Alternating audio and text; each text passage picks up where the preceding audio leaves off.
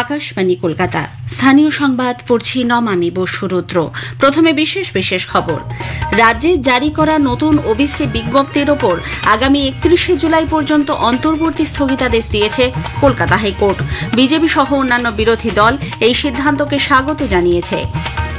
Centralised admission পোর্টালের মাধ্যমে আজ থেকে শুরু হচ্ছে কলেজ ও বিশ্ববিদ্যালয় স্নাতক স্তরে ভর্তির প্রক্রিয়া। নদিয়ার কালীগঞ্জ বিধানসভা উপনির্বাচনে আগামীকাল ভোট গ্রহণ, এজন্য প্রস্তুতি তুঙ্গে। সংশোধিত ওয়াকফ আইনের বিরোধিতায় অশান্ত মুর্শিদাবাদে পিতা পুত্র খুনের ঘটনায় শামশেরগঞ্জের একটি স্বেচ্ছাসেবী সংস্থার সভাপতি ও সেক্রেটারিকে গ্রেপ্তার করা হয়েছে। নিম্নচাপের প্রভাবে আজ রাজ্যের বিভিন্ন জায়গায় ভারী বৃষ্টির পূর্বাভাস। আসছে বিস্তারিত খবরে। রাজ্যের জারি করা নতুন ওবিসি বিজ্ঞপ্তির ওপর অন্তর্বর্তী স্থগিতাদেশ দিয়েছে কলকাতা হাইকোর্ট। আগামী 31শে জুলাই পর্যন্ত এই অন্তর্বর্তী স্থগিতাদেশ বহাল থাকবে বলে দুই বিচারপতি তপব্রত চক্রবর্তী ও রাজাশেখর মান্থার ডিভিশন বেঞ্চ নির্দেশ দিয়েছেন। গতকাল আদালতে রাজ্যের তরফে অ্যাডভোকেট জেনারেল কিশোর দত্ত এবং কেন্দ্রের আইনজীবী হিসেবে অতিরিক্ত সলিসিটর জেনারেল অশোক কুমার চক্রবর্তী শুনানিতে অংশ নেন। কেন্দ্রের বক্তব্য, অন্যান্য অনগ্রসর শ্রেণীর দুটি সম্প্রদায়ের মধ্যে যে পরিবর্তন করা হয়েছে তার ফলে জনবিন্যাস বদলে যাচ্ছে। পাল্টা সওয়ালে রাজ্য জানায়, ওবিসি সংক্রান্ত মূল মামলাটি সুপ্রিম কোর্টে বিচারাধীন। সেখানে সমীক্ষার কথা জানানো হয়েছে, কিন্তু 10 বছর অন্তর সমীক্ষার কথা থাকলেও তা না হওয়ায় রাজ্যকে ভর্ৎসনার মুখে পড়তে হয়। এরপরই 140টি জনজাতিকে নিয়ে গঠিত নতুন বিজ্ঞপ্তির ওপর অন্তর্বর্তী স্থগিতাদেশ দেয় আদালত। বিজেপি আদালতের এই সিদ্ধান্তকে স্বাগত জানিয়েছে। দলের রাজ্য সভাপতি সুকান্ত মজুমদার গতকাল এক্স হ্যান্ডেলে বলেন, রাজ্য সরকার সংখ্যালঘু তোষণের জন্য যেভাবে সংবিধানের অবমাননা করছে তা অত্যন্ত নিন্দনীয়। এই রায় প্রমাণিত হয়েছে যে সরকার ভোট ব্যাংকের রাজনীতি করছে। দলের রাজ্যসভার সাংসদ শ্রমিক ভট্টাচার্য জানান, তৃণমূল কংগ্রেস জানত আদালত রাজ্যের এই সিদ্ধান্ত স্থগিতাদেশ দেবে। তৃণমূল কংগ্রেসের রাজনীতি বিভাজনের রাজনীতি, তোষণের রাজনীতি, সাম্প্রদায়িক ব্লক ভোটের রাজনীতি। তাই হিন্দু ওবিসিদের বঞ্চিত করে সেখানে সংখ্যালঘু ঢুকিয়ে দেওয়া হচ্ছে। এতে সংখ্যালঘুদেরও খুব একটা উপকার হবে না। এটা যে কোর্টে ধাক্কা খাবে, বাস্তবায়িত হবে না, এটা তৃণমূল কংগ্রেস জেনেই এই সিদ্ধান্ত নিয়েছে। কারণ কোর্ট থেকে বাতিল হবে, অন্য মানুষজন বিরোধিতা করবে, তারা মুসলিমদের কাছে বার্তা দিতে পারবেন যে আমরা তোমাদের জন্য চেষ্টা করেছিলাম, এদের কারণে করতে পারিনি। সিপিআইএম কেন্দ্রীয় কমিটির সদস্য সুজন চক্রবর্তীর অভিযোগ, এ বিষয়ে রাজ্য সরকার স্বেচ্ছাচারিতা করেছে। রাজ্য সরকার একটা কার্যত ঘোষণাপত্র দিয়েছে বিধানসভায়, এবং সেটা কোর্টের যে রায়, সেই রায়কে কার্যত অমান্য করা হয়। 2012 সালে সরকার আইন করেছে, সেই আইনটাকে সংশোধন করতে পারতো, তাও করেন। ফলে আমার গায়ের জোর, আমার মনে হয়েছে আমি তাই করব। কোর্ট কি বললো না বললো বোঝার দরকার নেই, তাতে ভর্তি বন্ধ হয়ে যাক, তাতে চাকরি বন্ধ হয়ে যাক, যা খুশি হয় হোক, আমার জেদ। সরকার টেনে 3টে থাপ্পড় মেরেছে, মানুষ বিপদে পড়ুক, রাজ্য সরকার তাই চায়। উচ্চ মাধ্যমিকের ফল প্রকাশের 1 মাস 10 দিন পর আজ থেকে সেন্ট্রালাইজড অ্যাডমিশন পোর্টালের মাধ্যমে শুরু হচ্ছে কলেজ ও বিশ্ববিদ্যালয় স্নাতক স্তরে ভর্তির প্রক্রিয়া। গতকাল বিকাশ ভবনে আনুষ্ঠানিকভাবে এই পোর্টালের সূচনা করেন শিক্ষামন্ত্রী ব্রাত্য বসু। সাংবাদিক বৈঠকে তিনি বলেন, আজ সকাল 10টা থেকে সংশ্লিষ্ট পোর্টালে ছাত্রছাত্রীরা ভর্তির জন্য আবেদন করতে পারবেন। 1 জুলাই পর্যন্ত প্রথম দফায় নাম নথিভুক্তকরণ ও আবেদন জানানো যাবে। 6 জুলাই প্রকাশিত হবে তালিকা। 18 জুন সকাল 10টা থেকে এই পোর্টালের মাধ্যমে আবেদন করা যাবে। এই আবেদন সম্পূর্ণ বিনামূল্যে করা যাবে। প্রথমে শিক্ষার্থীকে কিছু তথ্য দিয়ে একবার রেজিস্ট্রেশন করতে হবে। রেজিস্ট্রেশন হয়ে যাওয়ার পর আবেদনকারী একটি ইউজার আইডি এবং পাসওয়ার্ড পাবে, যার ভিত্তিতে সে লগ ইন করতে পারবে। একজন শিক্ষার্থী সর্বোচ্চ 25টি ভর্তি হওয়ার আবেদন করতে পারবে তার পছন্দের কলেজের ক্রমানুযায়ী। আবেদন করার শেষ সময়সীমা পর্যন্ত সে তার পছন্দের কলেজের তালিকা এবং বিষয় বদলাতে পারবে। উল্লেখ্য, এবারের পোর্টালে কৃত্রিম বুদ্ধিমত্তা ভিত্তিক নতুন ব্যবস্থা থাকছে। শিক্ষামন্ত্রী জানান, এর নাম দেওয়া হয়েছে বিনা। শিক্ষার্থীদের যে কোনো প্রশ্নের উত্তর দেবে এই এআই চ্যাটবট। এই পোর্টালের মাধ্যমে রাজ্যের 17টি সরকার পোষিত বিশ্ববিদ্যালয়ের অধীনে 460টি কলেজে ভর্তি হতে পারবেন ছাত্রছাত্রীরা। একাধিক কলেজে একাধিক কোর্সে ভর্তির আবেদন করা যাবে এই পোর্টালে। চ্যাটবট ছাড়াও চালু করা হয়েছে একটি হেল্পলাইন নাম্বার। সিলিকোসিসে আক্রান্ত শ্রমিকদের পুনর্বাসন, চিকিৎসা ও আর্থিক সহায়তা প্রক্রিয়া আরও সহজ ও স্বচ্ছ করতে রাজ্য সরকার একটি কেন্দ্রীয় ডিজিটাল পোর্টাল তৈরির উদ্যোগ নিয়েছে। রাষ্ট্রায়ত্ত ওয়েবেল টেকনোলজি লিমিটেড এই পোর্টাল তৈরির জন্য ইতিমধ্যেই অনলাইনে দরপত্র ডেকেছে। পোর্টালটির মাধ্যমে অনলাইনে আবেদনপত্র জমা, নথি আপলোড, পরিচয় যাচাই ও আবেদনপত্রের অগ্রগতির ওপর নজরদারি করার সুবিধা মিলবে। রাজ্য কোষাগার ব্যবস্থার সঙ্গে এটি সংযুক্ত থাকবে যাতে দ্রুত আর্থিক সাহায্য প্রদান করা যায়। শ্রম দপ্তর সূত্রে জানা গেছে, এই পোর্টালের মাধ্যমে সিলিকোসিসে আক্রান্ত শ্রমিক বা তাদের মনোনীত উত্তরাধিকারীরা পুনর্বাসন সহায়তা, পেনশন, দাহক্রিয়া সহায়তা, সন্তানদের শিক্ষার জন্য অনুদান ও কন্যার বিবাহ সহায়তার মতো বিভিন্ন সুবিধার জন্য আবেদন করতে পারবেন। বেসরকারি হাসপাতালের একাংশে নীতি বহির্ভূত বিল করার প্রবণতায় হ্রাস টানতে 2017 সালের পশ্চিমবঙ্গ ক্লিনিক্যাল এস্টাবলিশমেন্ট আইনের একটি সংশোধনী আজ রাজ্য বিধানসভায় গৃহীত হয়েছে। বিলের ওপর দুদিনের আলোচনা শেষে জবাবি ভাষণে স্বাস্থ্য প্রতিমন্ত্রী চন্দ্রিমা ভট্টাচার্য জানান, রাজ্য সরকার চায় সরকারি ও বেসরকারি চিকিৎসা ক্ষেত্র কাঁধে কাঁধ মিলিয়ে মানুষকে পরিষেবা দিক, কিন্তু বেসরকারি হাসপাতালের একাংশে যথেচ্ছ বিল করার প্রবণতা মানুষকে সমস্যায় ফেলেছে। এর আগে বিলের ওপর আলোচনায় অংশ নিয়ে রাজ্যের বিরোধী দলনেতা শুভেন্দু অধিকারী অভিযোগ করেন, এই ধরনের গুরুত্বপূর্ণ বিল বিধানসভায় স্থায়ী কমিটিতে আলোচনা করে পেশ করা উচিত ছিল। গতকাল আলোচনা শেষে বিলটি একটি সংশোধনী সহ বিধানসভায় ধ্বনি ভোটে গৃহীত হয়। কেন্দ্রীয় সরকারের 11 বছর পূর্তি উপলক্ষে আকাশবাণী কলকাতার গীতাঞ্জলি এবং ডিটিএইচ পরিষেবায় আজ রাত 9:30 শুনবেন বিশেষ আলোচনা। অংশ নিয়েছেন বিশিষ্ট ক্রীড়া সাংবাদিক রূপক সাহা এবং বিশিষ্ট আইনজীবী দেবজিৎ সরকার। সঞ্চালনায় সন্দীপন দাশগুপ্ত। আন্তর্জাতিক যোগ দিবস নিয়ে বিশেষ আলোচনা শুনবেন আগামীকাল রাত 8টায় গীতাঞ্জলি প্রচার তরঙ্গ ডিটিএইচ পরিষেবায়। স্বামী বিবেকানন্দ যোগ অনুসন্ধান সংস্থানের অধিকর্তা ড অভিজিৎ ঘোষের সঙ্গে কথা বলেছেন সুস্মিতা মণ্ডল। যোগাভ্যাসে পদকজয়ী কয়েকজনের কথাও শোনা যাবে। সংবাদ বিভাগ প্রযোজিত অনুষ্ঠানটি আকাশবাণী সংবাদ কলকাতার সোশ্যাল মিডিয়া প্ল্যাটফর্মেও শুনতে পাবেন। স্থানীয় সংবাদ শুনছেন আকাশবাণী কলকাতা কেন্দ্র থেকে। নদিয়ার কালীগঞ্জ বিধানসভার উপনির্বাচনে আগামীকাল ভোট গ্রহণ। গতকাল প্রচারাভিযান শেষ হওয়ার পর থেকেই চলছে সাইলেন্স পিরিয়ড। আগামীকাল সকাল 7টা থেকে সন্ধ্যে 6টা পর্যন্ত ভোট গ্রহণ করা হবে। নির্বাচন কমিশনের নির্দেশ মেনে এবার প্রতিটি বুথে ভোটার সংখ্যা 1200 বেঁধে দেওয়া হয়েছে। ফলে মোট বুথের সংখ্যা বেড়ে হয়েছে 309।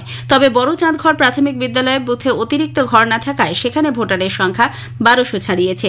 এদিকে ওই বিধানসভার দূরবর্তী বুথ নয়াচরে যেতে ভোটকর্মীদের গঙ্গা পার হতে হবে, সেজন্য বিশেষ বন্দোবস্ত করা হচ্ছে। এবারই প্রথম মোবাইল ফোন বুথের বাইরে জমা রেখে ভোটারদের ভোট কেন্দ্রে প্রবেশ করতে হবে।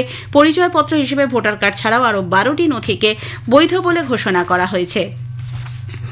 সংশোধিত ওয়াকফ আইন বিরোধী আন্দোলনে অশান্ত মুর্শিদাবাদের ধুলিয়ানে পিতা পুত্র হরগোবিন্দ দাস ও চন্দন দাস খুনের ঘটনায় শামশেরগঞ্জের একটি স্বেচ্ছাসেবী সংস্থার সভাপতি ও সেক্রেটারিকে গ্রেপ্তার করা হয়েছে। ধৃত মোস্তাকিম শেখ ও কাউসার আলীকে গতকাল জঙ্গিপুর আদালতে তুলে পুলিশ নিজেদের হেফাজতে নেয়। উল্লেখ্য, গত 11 এবং 12 এপ্রিল ওয়াকফ সংশোধনী আইন ইস্যুতে উত্তপ্ত হয়ে ওঠে মুর্শিদাবাদের বিভিন্ন এলাকা। জাফরাবাদে হরগোবিন্দ দাস ও তার ছেলে চন্দন দাসকে বাড়িতে ঢুকে কুপিয়ে খুন করে দুষ্কৃতীরা। ইতিমধ্যেই 13 জনের নামে চার্জশিট পেশ করা হয়েছে। সিসিটিভি ফুটেজ দেখে ধুলিয়ানে অশান্তিতে উস্কানি দেওয়ার অভিযোগে গ্রেপ্তার করা হল মোস্তাকিম শেখ ও কাউসার আলীকে। খিদিপুর বাজারে আগুন লাগার দুদিন পর আজও ডাম্পিং ডাউনের কাজ চলছে। এখনো সেখানে দমকলের 2টি গাড়ি রয়েছে। আগুন নিভে গেলেও বাজারের কোথাও কোথাও ছোট ছোট জায়গায় আগুন দেখা যাচ্ছে। গতকাল ফরেনসিক টিম গিয়ে এলাকা থেকে নমুনা সংগ্রহ করে। দক্ষিণ পশ্চিম বাংলাদেশ এবং সংলগ্ন গাঙ্গেয় বঙ্গে তৈরি নিম্নচাপ এলাকাটি ধীরে ধীরে পশ্চিম উত্তর পশ্চিম দিকে অগ্রসর হচ্ছে। এর ফলে রাজ্যের প্রায় সব জেলায় আজ আগামীকাল বিক্ষিপ্তভাবে ভারী থেকে অতি ভারী বৃষ্টির সম্ভাবনা বলে জানিয়েছেন আবহাওয়া দপ্তরের পূর্বাঞ্চলীয় প্রধান ডক্টর সোমনাথ দত্ত। দক্ষিণবঙ্গের পুরুলিয়া, বাঁকুড়া, পশ্চিম মেদিনীপুর এবং পশ্চিম বর্ধমান এই 4টি জেলাতে লাল সতর্কবার্তা দেওয়া হয়েছে। এছাড়া ঝাড়গ্রাম, পূর্ব মেদিনীপুর, দক্ষিণ 24 পরগনা, হুগলি, হাওড়া, পূর্ব বর্ধমান, বীরভূম এই জেলাগুলোতে কমলা সতর্কবার্তা দেওয়া হয়েছে। 24 পরগনা, নদিয়া, মুর্শিদাবাদ এই জেলাগুলিতে বিক্ষিপ্তভাবে ভারী বর্ষণের সম্ভাবনা আছে এবং উত্তরবঙ্গের প্রত্যেকটা জেলাতেই বিক্ষিপ্তভাবে থান্ডারস্টর্ম, লাইটনিং সম্ভাবনা রয়েছে। বর্ষায় পাহাড়ে পর্যটকদের নিরাপত্তা ও সুরক্ষা সুনিশ্চিত করতে জিটিএ দার্জিলিং ও কালিম্পংয়ের পার্বত্য এলাকায় চলতি মৌসুমে অ্যাডভেঞ্চার ট্যুরিজম বন্ধ রাখার সিদ্ধান্ত নিয়েছে। শেষ করার আগে স্থানীয় সংবাদের বিশেষ কিছু অংশ আরও একবার। রাজ্যের জারি করা নতুন ওবিসি বিজ্ঞপ্তির ওপর আগামী 31শে জুলাই পর্যন্ত অন্তর্বর্তী স্থগিতাদেশ দিয়েছে কলকাতা হাইকোর্ট। সেন্ট্রালাইজড অ্যাডমিশন পোর্টালের মাধ্যমে আজ থেকে শুরু হচ্ছে কলেজ ও বিশ্ববিদ্যালয় স্নাতক স্তরে ভর্তির প্রক্রিয়া। কালীগঞ্জ বিধানসভার উপনির্বাচনে আগামীকাল ভোট গ্রহণ, এজন্য প্রস্তুতি তুঙ্গে। স্থানীয় সংবাদ শেষ। আকাশবাণী খবর পড়ছি সুস্মিতা সেন। বিশেষ খবর হলো, প্রধানমন্ত্রী নরেন্দ্র মোদী বলেছেন ভারত এবং কানাডার মধ্যে দ্বিপাক্ষিক সম্পর্ক খুব গুরুত্বপূর্ণ এবং মানবতা ও গণতন্ত্রকে মজবুত করার লক্ষ্যে দুই দেশ একযোগে কাজ করতে হবে। প্রধানমন্ত্রী কানাডার কানানাস্কিসে G7 শীর্ষ সম্মেলনে যোগ দিয়েছেন। G7 শিখর সম্মেলনের ফাঁকে প্রধানমন্ত্রী একাধিক দ্বিপাক্ষিক বৈঠকে জার্মানি, ফ্রান্স, মেক্সিকো, দক্ষিণ কোরিয়া সহ বিভিন্ন দেশের নেতৃবৃন্দের সঙ্গে আলাদাভাবে মিলিত হন। ইসরায়েল জানিয়েছে তাদের হামলায় ইরানের চিফ অব স্টাফ আলী সাদমানির মৃত্যু হয়েছে। এদিকে ইরান ও ইসরায়েলের মধ্যে সামরিক সংঘাত আজ ষষ্ঠ দিনেও অব্যাহত। ডিজিসিএ এক উচ্চ পর্যায়ের বৈঠকে এয়ার ইন্ডিয়া এবং এয়ার ইন্ডিয়া এক্সপ্রেসের উড়ানগুলির চলাচল, রক্ষণাবেক্ষণ, যাত্রী সুরক্ষা সহ গুরুত্বপূর্ণ বিষয়গুলি খতিয়ে দেখেছে। ভারতীয় আবহাওয়া দপ্তর পশ্চিমবঙ্গ, সিকিম, বিহার, অসম, গুজরাট সহ বিভিন্ন রাজ্যে আগামী ৩-৪ দিনে ভারী থেকে অতি ভারী বৃষ্টির পূর্বাভাস দিয়েছে। আসছি বিস্তারিত খবরে। প্রধানমন্ত্রী নরেন্দ্র মোদী বলেছেন ভারত এবং কানাডার মধ্যে দ্বিপাক্ষিক সম্পর্ক খুব গুরুত্বপূর্ণ এবং মানবতা ও গণতন্ত্রকে মজবুত করার লক্ষ্যে দুই দেশকে একযোগে কাজ করতে হবে। G7 শিখর সম্মেলনের ফাঁকে কানাডার প্রধানমন্ত্রীর সঙ্গে দ্বিপাক্ষিক বৈঠকে মিলিত হয়ে শ্রী মোদী বলেন ভারত ও কানাডার কোম্পানিগুলির পরস্পরের দেশে বিনিয়োগ রয়েছে। দুদেশের সম্পর্ককে আরও এগিয়ে নিয়ে যাওয়ার জন্য তিনি আগ্রহী বলে প্রধানমন্ত্রী उल्लेख करें। कनाडा की अनेक कंपनियों का भारत में निवेश है। भारत के लोगों का भी कनाडा की धरती पर बहुत बड़ा निवेश है। लोकतांत्रिक मूल्यों को समर्पित कनाडा और भारत मिलकर के लोकतंत्र को मजबूत करना होगा, मानवता को मजबूत करना होगा। हमारे रिसोर्सेज का ऑप्टिमम यूटिलाइजेशन कर मानव जात के कल्याण के काम में कैसे ला सकते हैं, उस दिशा में हम प्रयास करते रहेंगे। শ্রী মোদী এক সোশ্যাল মিডিয়া পোস্টে বলেছেন গণতন্ত্র, স্বাধীনতা এবং আইনের শাসনে গভীর বিশ্বাস থাকায় দুদেশের মধ্যে একাত্মতা রয়েছে। বাণিজ্য, শক্তি, মহাকাশ, দূষণমুক্ত শক্তি, গুরুত্বপূর্ণ খনিজ এবং সারের মতো ক্ষেত্রগুলিতে দ্বিপাক্ষিক সহযোগিতার প্রভূত সম্ভাবনা রয়েছে বলে প্রধানমন্ত্রী উল্লেখ করেছেন। কানাডার প্রধানমন্ত্রী কার্নি বলেছেন G7 শিখর সম্মেলনে ভারতের নিয়মিত যোগদান প্রধানমন্ত্রী মোদী এবং ভারতের আন্তরিক প্রচেষ্টার গুরুত্বকে তুলে ধরেছে। Coming to the G7, I believe, and it's a testament to the importance of your country, to your leadership, and to the importance of the issues that we look to tackle together, from energy security, from the energy transition that you're helping to lead, to the future of artificial intelligence, to the fight that we have against terrorism and the work we do together.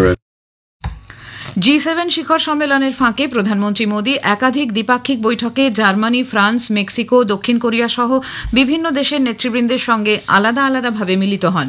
প্রধানমন্ত্রী এবং German chancellor Friedrich merge দুদেশের মধ্যে দ্বিপাক্ষিক সম্পর্ক মজবুত করতে বাণিজ্য, বিনিয়োগ, প্রতিরক্ষা এবং নিরাপত্তা, পরিবেশ বান্ধব ও সুস্থিত উন্নয়নমূলক অংশীদারিত্ব, প্রযুক্তি, উদ্ভাবন, শিক্ষা সহ বিভিন্ন বিষয়ে আলোচনা করেছেন। শ্রী মোদী মেক্সিকোর রাষ্ট্রপতি ক্লডিয়া শিনবাম পারদোর সঙ্গে প্রথমবার বৈঠকে মিলিত হন।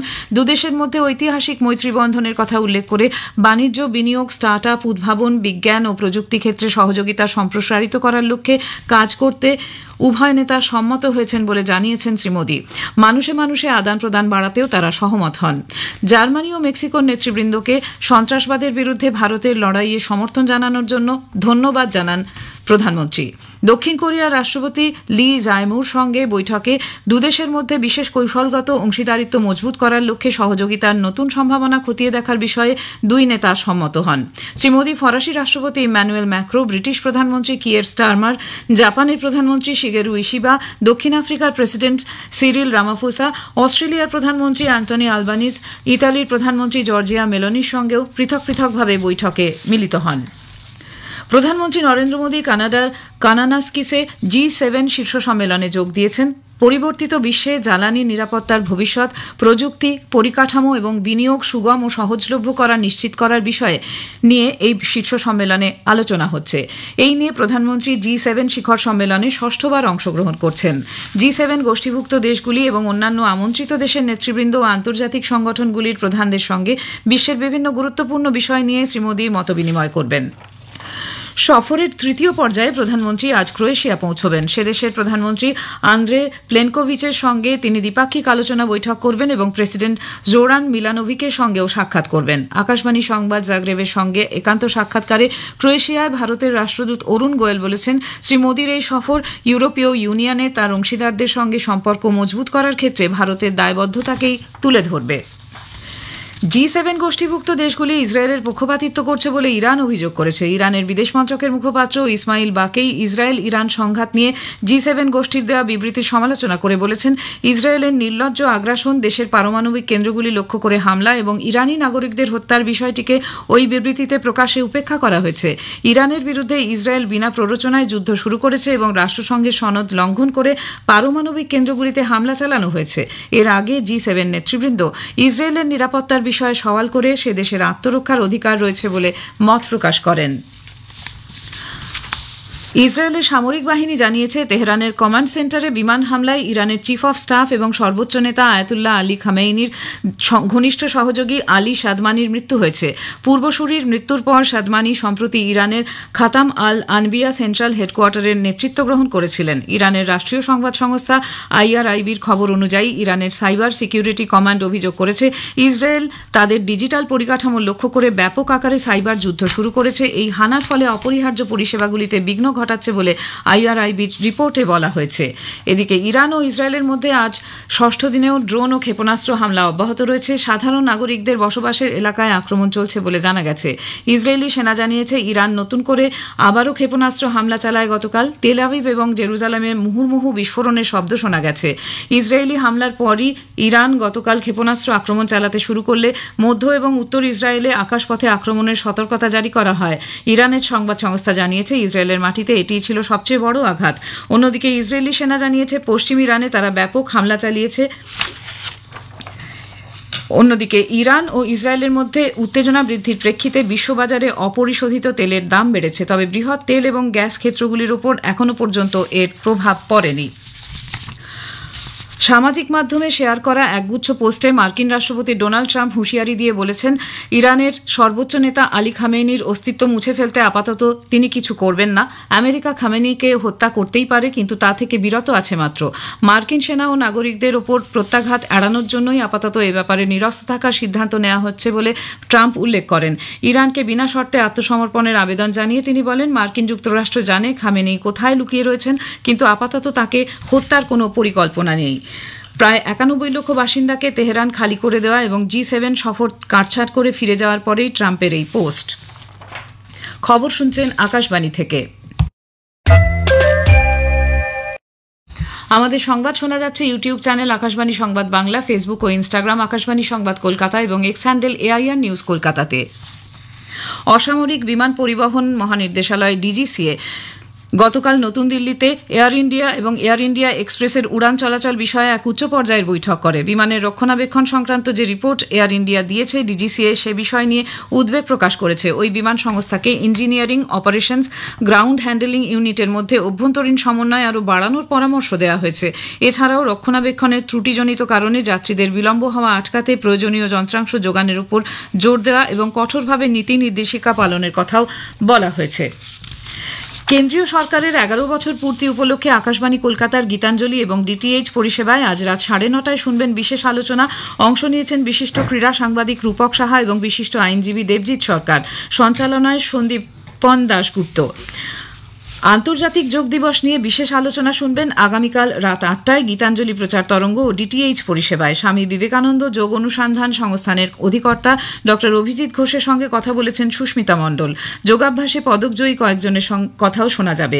সংবাদ বিভাগ প্রযোজিত অনুষ্ঠানটি আকাশবাণী সংবাদ কলকাতার সোশ্যাল মিডিয়া প্ল্যাটফর্মেও পাওয়া যাবে।